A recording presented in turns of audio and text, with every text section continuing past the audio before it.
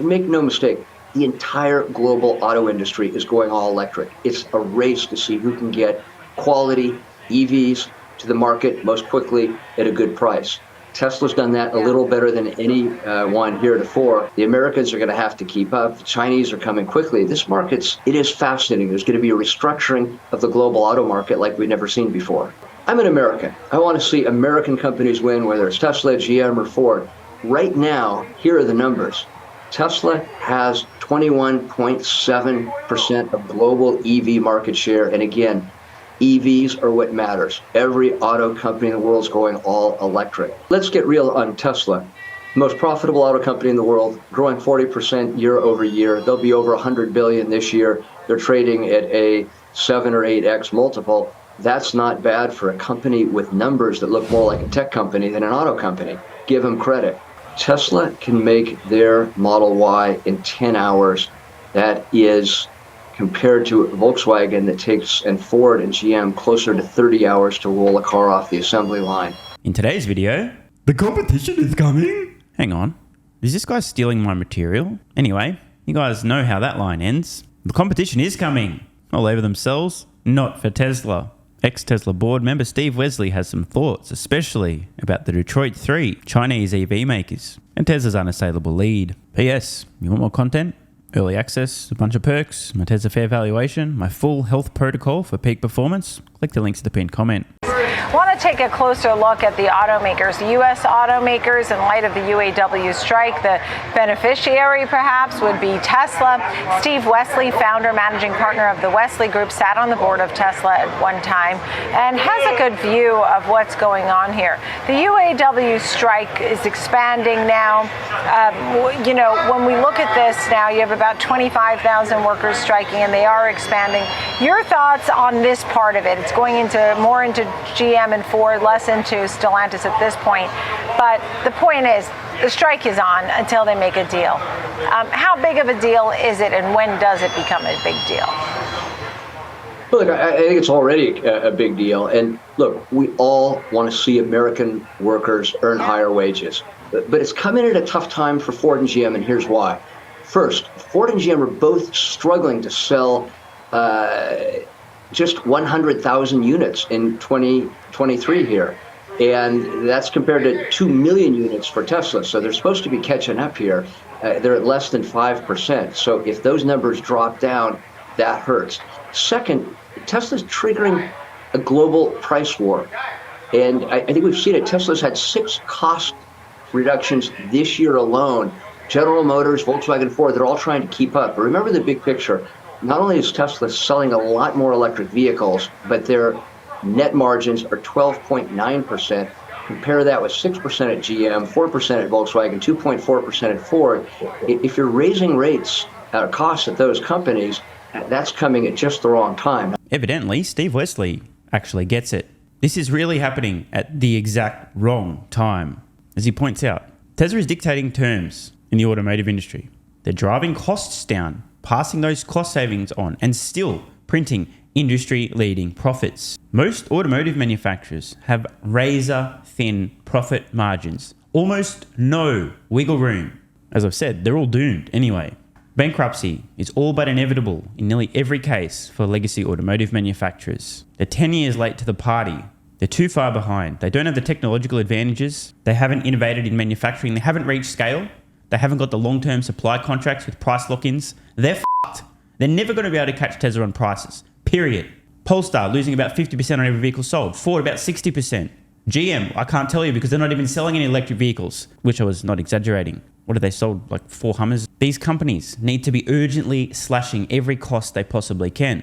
Tesla is going to force the hand of these companies. If they want to sell electric vehicles, they will need to chase Tesla's prices. The problem is, if they're not making money now, and they have razor-thin overall margins, and they're being carried by the currently profitable ICE vehicles whose sales are soon going to plunge, therefore profits are going to plunge, then go negative, it's already game over, and they're already headed for bankruptcy. And while Tesla is inadvertently fucking them from one direction, the UAW is now fucking these companies from a different direction. They're getting spit roasted. The UAW's outrageous demands, even if they negotiate somewhere in the middle, are going to bring forward the bankruptcy of these companies by a number of years. This is the worst possible timing to be making outrageous demands for pay increases, less hours worked per week, more benefits, pensions, retirement plans. It's the absolute worst possible time in the history of these automotive manufacturers. The actual worst possible time. Of course, the UAW does not give a single fuck about its members. The UAW gives all the fucks about appearing to give a fuck about its members, and there's a major distinction here. The UAW wants to have the appearance of doing the right thing and caring. Short-term pandering. But as a result of this short-term pandering, the company is currently employing its members will be out of business. And guess what? If GM, Ford, Stellantis go bankrupt, those employees will no longer be members of the UAW. This is very short-sighted. Kind of reminds me of a lot of actions taken in government. Just remember, actions have consequences. Now, the good news here is for consumers. Tesla sees an advantage. They're seizing it. The Chinese will come to that. BYD are doing the exact same thing. Driving costs down. EVs are going to be cheaper than ever before, but it's going to put the squeeze on automakers with high cost structures. So GM and Ford need to be careful. Yeah. This will be an interesting one to watch. Interesting one to watch? That is quite the understatement. You ever seen a slow motion train wreck? We're witnessing a few take place right now. And Steve is right, consumers will win. I've got to say, if there were no Tesla, we'd be in a very different state of affairs. Tesla doesn't play by the rules. And what I mean by this is, Tesla could have just continued to make high-end, high-profit vehicles, innovate a little bit, not passed on cost savings, and just print crazy amounts of money relative to a small number of vehicles sold. Instead, Tesla's plan is to make their vehicles better and cheaper over time. And that is an ongoing process that never ends. As a result, all the complacent companies who are happy and content to continue milking their existing profits, milking their existing brands and product lines. What's the 2024 model need for the refresh? Oh, I know. 3 extra cup holders. Oh, you're a genius. Yep, you're going to get a raise. What a great idea. No innovation. Keep milking it. Whatever. That would have been fine were it not for Tesla. But now Tesla has entered the game. Everything in the automotive industry is being compared to Tesla. Does your product offer the same value, same price performance, features, functionality? Oh, it doesn't? Well, then why would I buy it? Legacy automotive companies have been completely blindsided by Tesla, who do not play by the same rules. Tesla is going for massive scale. Again, refer to their mission statement. They told everybody what they plan to do to accelerate the world's transition to sustainable energy, not to make a few high-priced, high-margin electric vehicles and stay at a low volume. And the way that Tesla does this, the way they get to 20 plus million vehicles sold per year, is to make their vehicles better and cheaper over time. And it's forcing the hands of their so-called competition. They have to chase Tesla's prices and their features, or they will no longer be selling vehicles. But as we've discussed, the problem is, today, they don't make any money selling electric vehicles. They're nowhere near Tesla on costs, and they're nowhere near Tesla on features, which is a big problem. The only way they can hope to continue selling vehicles is to just compete on price, because they're not going to match performance, features, and functionality. They just can't. But if they compete on price and they're already losing insane amounts of money, it just means they lose even more money next minute they go bankrupt. Legacy automotive companies are about to get blockbusted, Kodak, big time. Yeah, I thought it was interesting because the President of the United States, who's a union-friendly president, I don't want to put the politics in there. Well, Nicole, I am happy to do that for you. If you're a long-term viewer of the channel, you might remember a couple of years ago, the big guy, Joe Biden, and the eggplant, and the comments around unions. Yeah? You remember that, right? Exactly. On the topic of pandering to voters, as opposed to doing the right thing, and actions having consequences, the recent appearance from the squeaky clean President of the United States, Joe Biden, supporting UAW workers on strike, was pouring gasoline onto an already burning dumpster fire, fanning the flames. You guys deserve more. Idiot. What do you think this does for the morale of everybody striking? Oh, look, the president came. We must deserve more. Look, he said we deserve more. Go, president. Yeah. Of course, that's why he went there, because he wants the votes of these unionized workers for the next election, right? You understand how politics works. Nicole's not going to say that, but I am, because I didn't give a That's why he's there. The result of Biden's visit and comments to striking UAW members is the worst possible thing he could have done if he wants these people to have jobs in the future. But I'm not sure that there's much long-term thinking involved here. I think it's more a matter of, 2024 elections around the corner. It'd be nice to get votes from all the union members across the United States. The Orange Man Bad equivalent right now is a few speeches in which Orange Man Bad is pointing out that electric vehicles have a range that's perfect if you want to go 3 doors down the street and then recharge for 12 hours, which, if he wasn't talking about a Tesla and it was 10 years ago, would kind of be true. Great way to pander to voters. You have jobs in the fossil fuel industry who feel threatened by electric vehicles This is how you pander to your voter base. Say what they want to hear.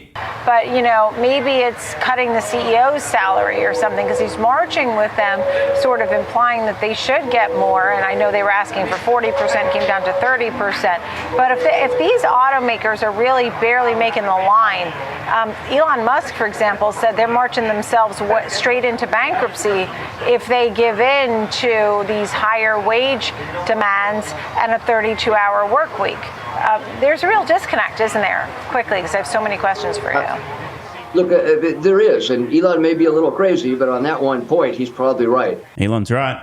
As I posted on X a couple of weeks ago, these companies really will be marching toward bankruptcy. Step 1, demand a 40% raise. Step 2, get a 100% pay cut because a company you work for goes bankrupt because it could not afford to pay you an extra 40%. This is going to be an all-time example of fuck around, find out. I feel bad for these people. I mean, not everybody understands actions have consequences, or if they do, they're only able to think one level deep.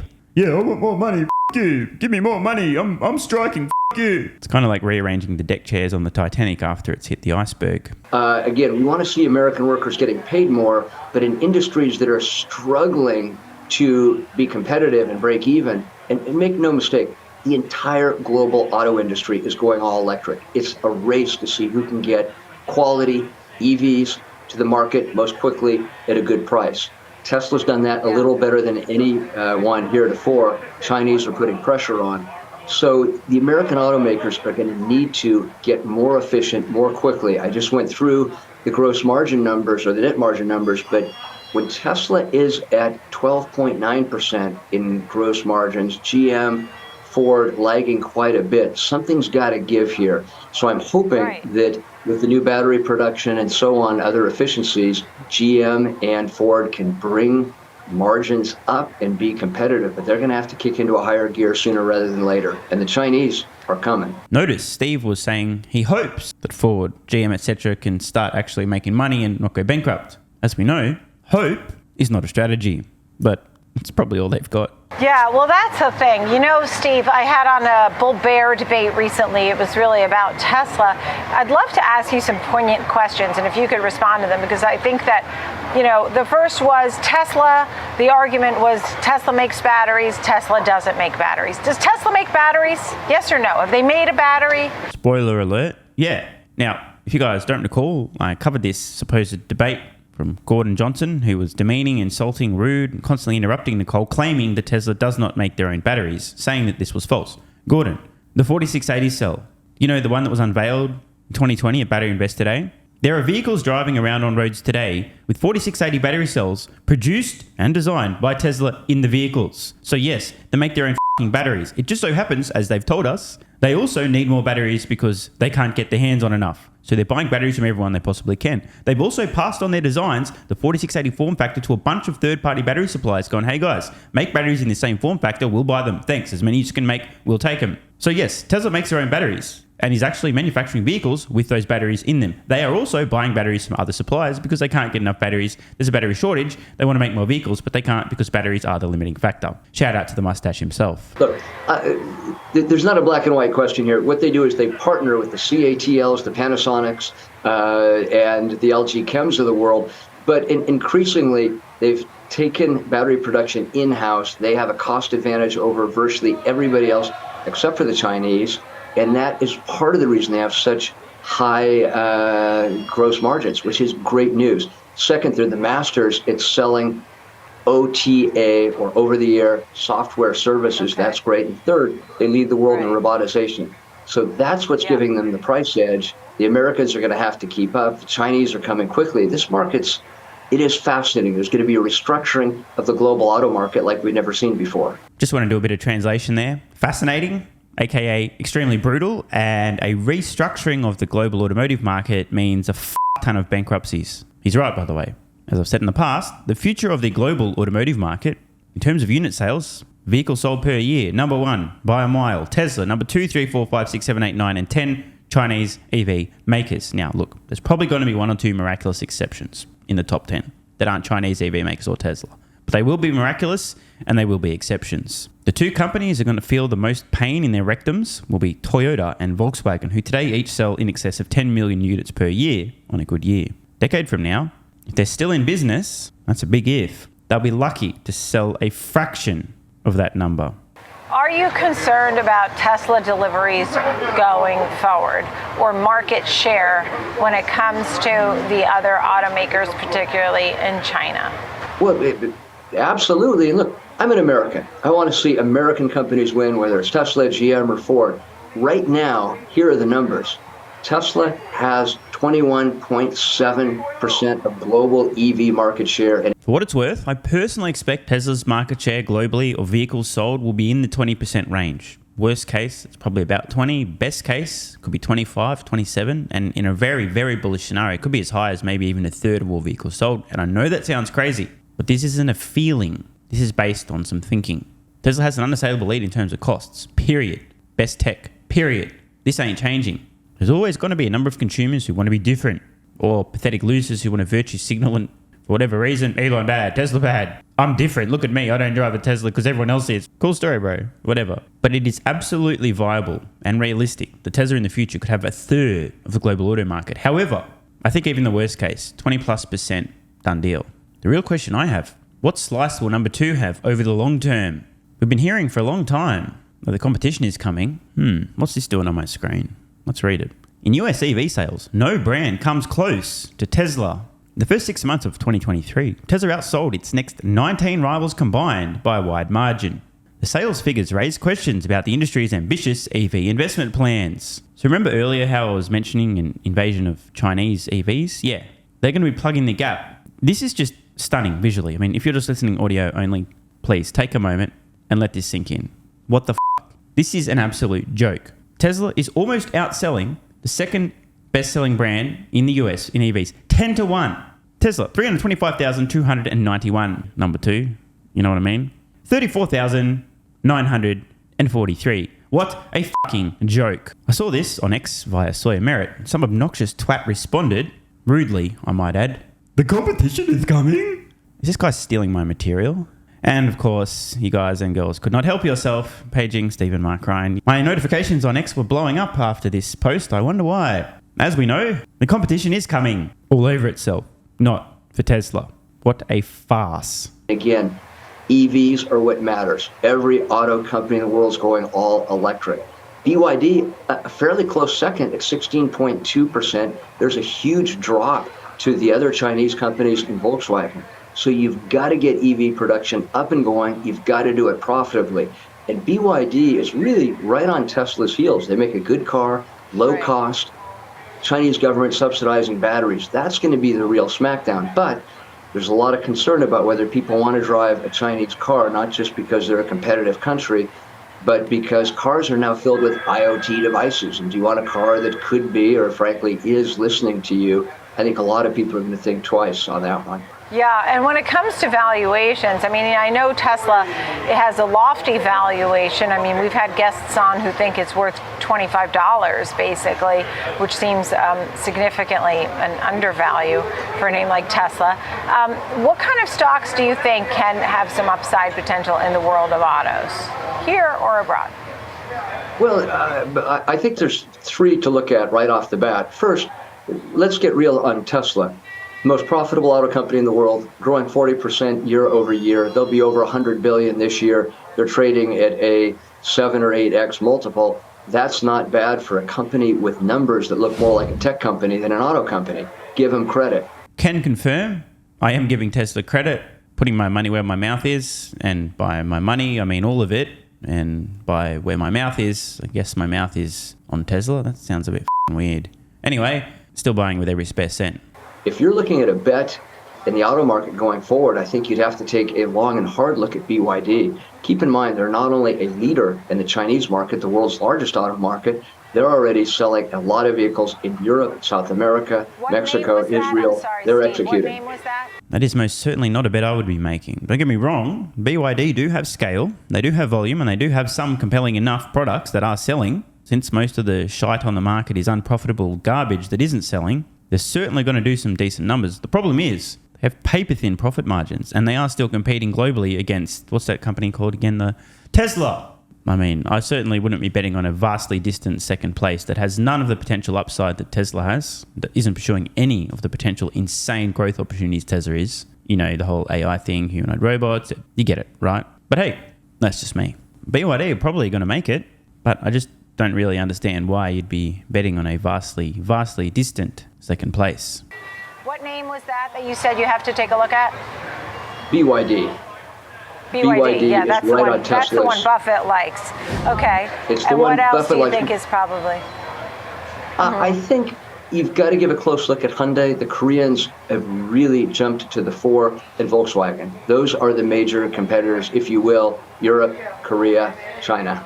In fairness, I do have to give credit to the Korean EV makers as well. Making some progress again. Not a threat to Tesla, but every time you hear me mention a Chinese EV invasion, and this, for the sake of brevity, I don't expand on that, but what I really mean is a Chinese and Korean EV invasion. For the record, it seems the Koreans are spending an absolute ton on advertising their electric vehicles. They've been sponsoring, in some cases, the major sponsor of a bunch of sporting events in Australia. I'm hearing from people, because I don't watch the television, but people that still do that they're seeing a lot of ads for their products as well. Hey, why not? Tesla can kick back while these other companies advertise the benefits of electric vehicles, and then consumers who aren't daft go and do some homework, and after seeing an ad for a Kia, decide to buy a Tesla. I'll take it. I see. In the meantime, the UAW strike, any final thoughts for GM, Ford, and Stellantis? And any big picture trends, whether people are trying to shop for a car or anything you want to add? Well, look, my advice to them is get this settled soon. And you may feel like it's a victory to have higher wages, and I'm all for it. But at some point, you've got to keep an eye on gross margins. And as you said, whether it's cutting senior executive staff or making assembly lines more efficient, that's going to be the key to winning in the future. Today, and here's one last fact for you, Tesla can make their Model Y in 10 hours. That is compared to Volkswagen that takes, and Ford and GM, closer to 30 hours to roll a car off the assembly line. Can anyone say rest in f***ing peace? We've got to put old world thinking behind us. Labor needs to understand this as well.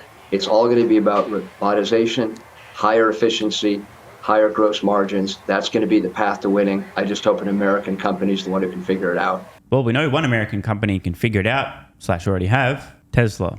As for the rest, I would not be betting on it. Athletic Greens AG1 has given me a massive, meaningful boost in energy, allowing me to do a lot more every day, including using my brain more and using my body more. I highly recommend you guys and girls check it out. Athletic Greens AG1 is an excellent way to fill in nutritional gaps. It's got 75 high-quality vitamins, minerals, and whole food source nutrients, plus prebiotics and probiotics and digestive enzymes and adaptogens to help you deal with stress. Plus, if you click the link in the pinned comment or head to drinkag1.com/SMR, you can get yourself a 1-year free supply of vitamin D3 and K2. But don't take my word for it. Here's what some of you guys and girls have to say. AG1 has changed my life.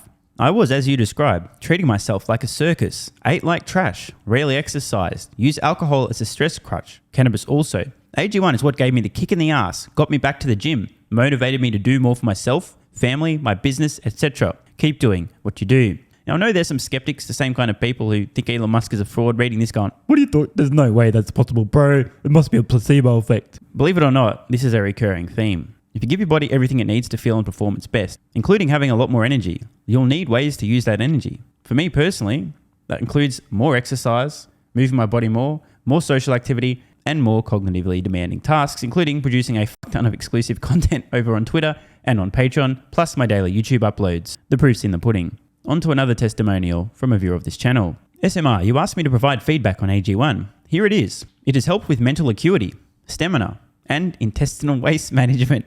Can't read between the lines. Certainly helps with regularity and digestion. That's what the digestive enzymes are for. It has also dramatically reduced my cravings for sugar. You guys need to stop eating sugar. It's fucking poison. I'm 50, 5'9", and overweight, aka a fat motherfucker. I think that's a technical term for overweight, isn't it? Is it fat motherfucker or obese? I can't remember. I average 100 hours a week in the West Texas oil fields as a safety supervisor. Jesus Christ, dude. No wonder you're struggling to keep your weight under control. 100 hours a week. Brutal. It has helped me lose weight.